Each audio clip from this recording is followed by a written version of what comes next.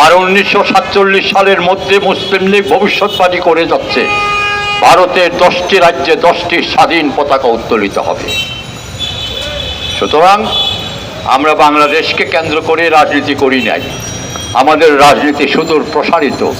মুসলিম জাতিসত্তার ভিত্তিতে আমরা পৃথিবীর 200 কোটি মুসলমানকে একটি জাতিতে একটি প্ল্যাটফর্মে আনার জন্য কাজ করছি। আপনারা কি এটাকে স্বীকার করেন?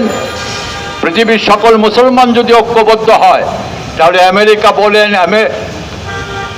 হিন্দুস্তান বলেন, রাশিয়া বলেন, মুসলমানদের দিকে চোখ তুলে তাকাতে সাহস করবেন।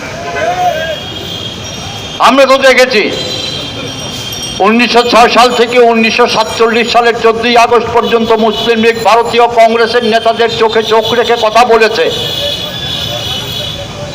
1969 সাল পর্যন্ত মুসলিম লীগ যখন পাকিস্তানের ক্ষমতায় ছিল, দিল্লির কোনো শাসক আমাদের শাসিত দেশের উপরে চোখ তুলে তাকাতে পারেনি, বর্ডারে একটা গুলি করতে সাহস করেনি।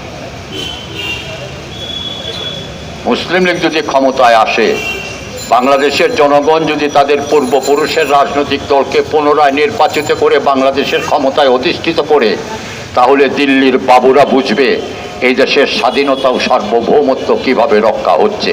নারায়ে তাকবীর, নারায়ে তাকবীর, নাসরু মিনাল্লাহি ওয়া ফাতিহুন করিম। বাংলাদেশ জিন্দাবাদ।